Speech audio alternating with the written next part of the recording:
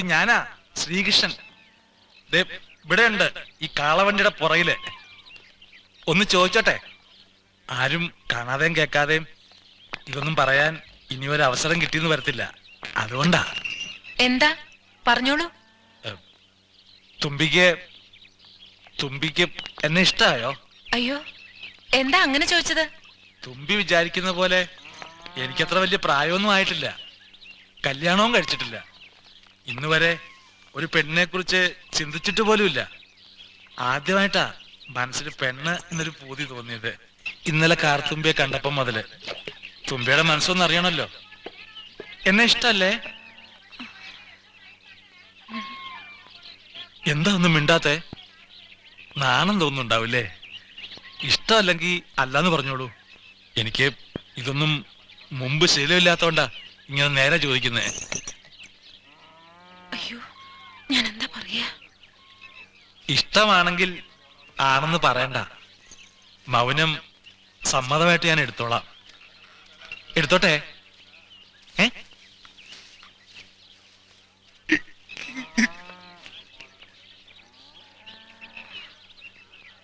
തെറ്റിദ്ധരിക്കരുത്.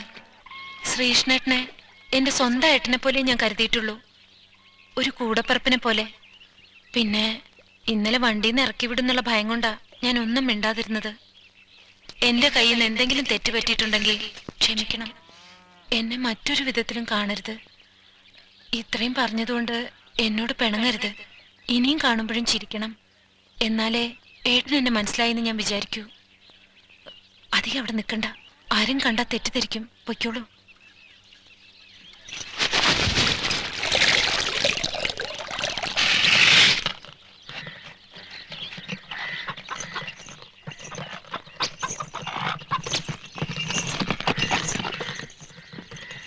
വരാൻ തോന്നുന്നു.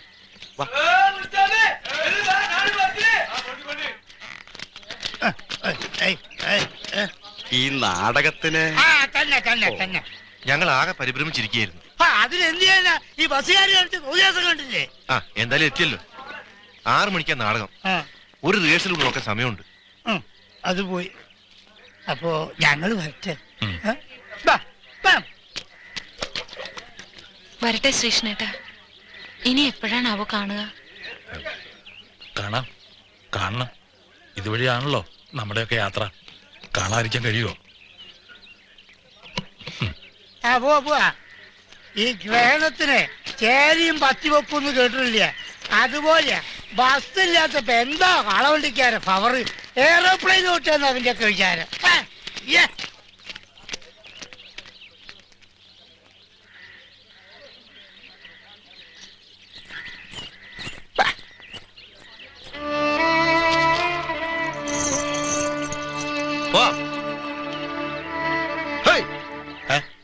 പോവാന്ന്. പിന്നെ വയറിനകത്ത് ഭയങ്കര കമ്പനം. ഞാൻ ഒരു സോഡ കുടിച്ചിട്ട് വരാം.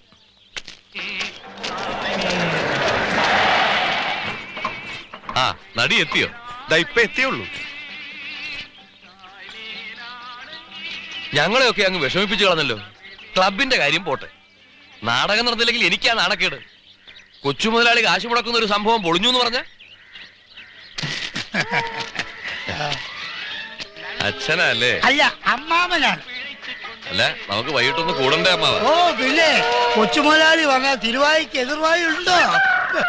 നിങ്ങൾ നടന്നോ, ഞാൻ വന്നേക്കാം. ഓ ചേട്ടാ, ഞാൻ ഇച്ചിരി വെള്ളം എടുത്തിട്ട് വരാം. ഒരു ബാഗ് ചേർത്തിക്കതാ. ചരക്ക് കൊള്ളാമല്ലോട് അബ്ദു. നാടകത്തിന് മുടക്കിയ കാശ് ഇപ്പോഴാ മുതലായത്. അവനെ കണ്ടിട്ട് ഒരു 5-6 കുപ്പി വിഴുങ്ങുന്ന ലക്ഷണം ഉണ്ടല്ലോ. അതുപോട്ട് കാര്യം നടക്കുവാടാ. ഇതിത്ര ചോദിക്കാൻ എന്തിരിക്കുന്നു കൊച്ചമുലാളി? അവളെ കണ്ടിട്ടേ അധികം ഓടിയ ലക്ഷണമില്ല. അബ്ദുവേ, എന്ത് വന്നാലും ഈ കേസ് കയ്യിൽ നിന്ന് പോകരുത്.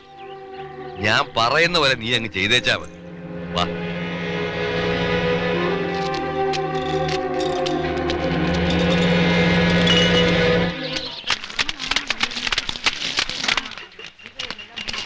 ഓ, എനിക്ക് ഒരു വല്ലാത്ത വിമ്മിട്ടം, തല പെരുക്കുന്നത് പോലെ. നേരത്തെ വയറിനാന്ന് പറഞ്ഞിട്ട് വയറിനും ഉണ്ട്, അത് മേലോട്ട് കയറിയതാ. ഒന്ന് മയങ്ങിയ ശരിയാവും. വണ്ടി കിടന്നോ, ഞാൻ തെളിച്ചോളാം. അല്ല, അത് വണ്ടി കിടന്ന ഈ കുടുക്കം കൊണ്ട് ശരിക്കും ഉറങ്ങാൻ പറ്റത്തില്ല. ചേട്ടൻ വണ്ടി കിടന്ന് സുഖമായിട്ട് ഉറങ്ങാറില്ലേ പതിവ്? അത് മേലുവേദന ഇല്ലാത്തപ്പം. മേലുവേദന? തലയും വയറും ഒക്കെ ചേരുന്നതാണല്ലോ മേലെ. ചേട്ടൻ വണ്ടി കിടക്കുക, നമുക്ക് ഉച്ചയൂണ് കഴിഞ്ഞ് പുറപ്പെടാം. അല്ല, അതെ, പിന്നെ നീ ഇവിടുത്തെ മീനാക്ഷി അമ്പലത്തിൽ പോയിട്ടുണ്ടോ? ഞാനൊന്നും വന്നിട്ടില്ല. പ്രസിദ്ധമാ. എനിക്കൊരു നേർച്ച ഉണ്ടായിരുന്നു. നേർച്ച? 5-6 കൊല്ലം മുമ്പ് ഒരു തീരാ തലവേദന വന്നപ്പോ ഞാൻ നേർന്നതാ. ദീപാരാധന കുളിച്ചോടാന്ന്. ഈ മേലുവേദനയും വെച്ചോണ്ട് ദീപാരാധന കുളിച്ചോഴാൻ നിൽക്കണ്ട, നമുക്ക് പിന്നെ ഒരിക്കൽ വരാം. മാസം വരുന്നില്ലയോ? അല്ല, ഈ ഗണപതി കല്യാണം പോലെ നാളെ നീളെന്ന് പറഞ്ഞ് നീളം നോക്കിട്ട് നാള് പറയായി. ഇനി അത് വെച്ച് നീട്ടുന്നില്ല. ഒരുപക്ഷെ ഭഗവതി വേദനിപ്പിച്ച് ഓർമ്മിപ്പിച്ചതാണെങ്കിലോ? വിളിച്ചാ വിളിയേക്കുന്ന ശക്തിയാ, പരീക്ഷിക്കരുത്. ഏതായാലും അതൊക്കെ നടത്തിക്കളയാം തീരുമാനിച്ചു. അമ്മേ ഭഗവതി.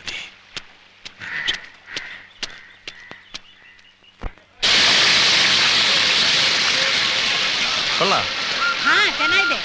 അമ്മേ മഹാമായി.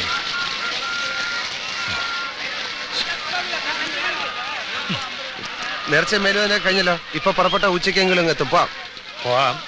നിനക്ക് ബോണ്ട വേണം? വേണ്ട, പോവാം. പോവാ. നീ നാടകം കണ്ടിട്ടുണ്ടോ? ചെറുതലെങ്ങാണ്ട്. അതുപോലൊന്നും അല്ല ഇപ്പോഴത്തെ നാടകം. മുഴുവൻ ടെക്നിക്കാ. ഞാനും കണ്ടിട്ട് കുറെ കാലമായി. ഇന്ന് ഇവന്മാരുടെ ടെക്നിക്ക് ഒന്ന് കാണണം.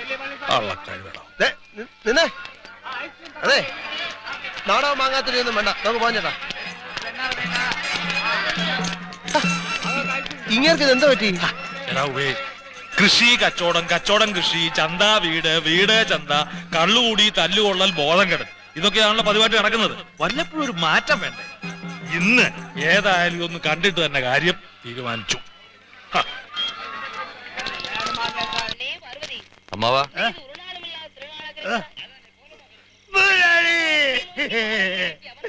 സ്വർഗമാണ് മുതലാളി. ഇത് സ്വർഗമാണ് മുതലാളി. മുതലാളി സ്വർഗം. മുതലാളിയുടെ കാല് സ്വർഗമാണ് മുതലാളി. അയ്യോ, 2 ஜீவன்கள் பட்டினியாக இருக்கிறது என்கிறாயே.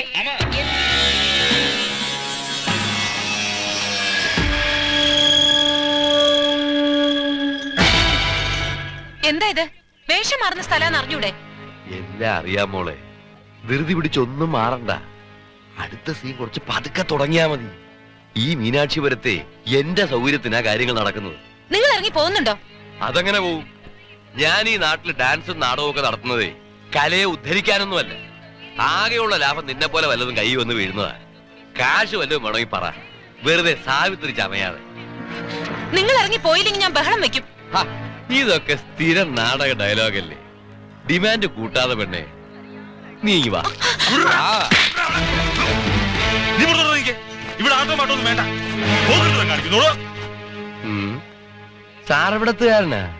അത് തനിക്കറിയേണ്ട കാര്യം എന്തുവാ?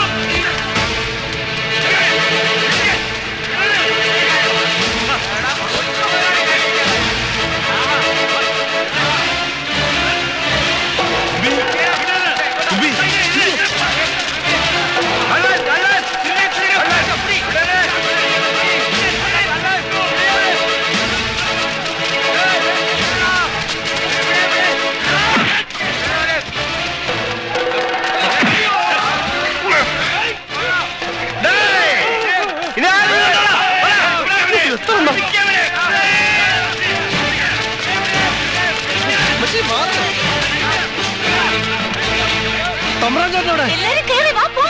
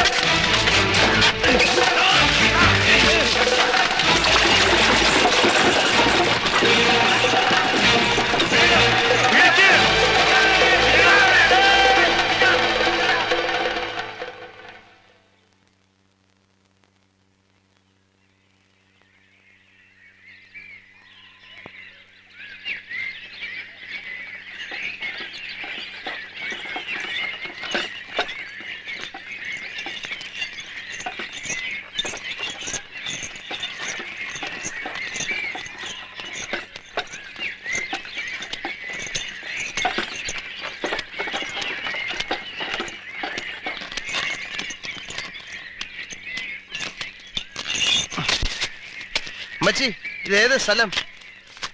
മച്ചി ഈ ശ്രീഹള്ളിയിലോട്ടുള്ള വഴി ഏത്? അമ്മച്ചി മിണ്ടൂല്ലേ?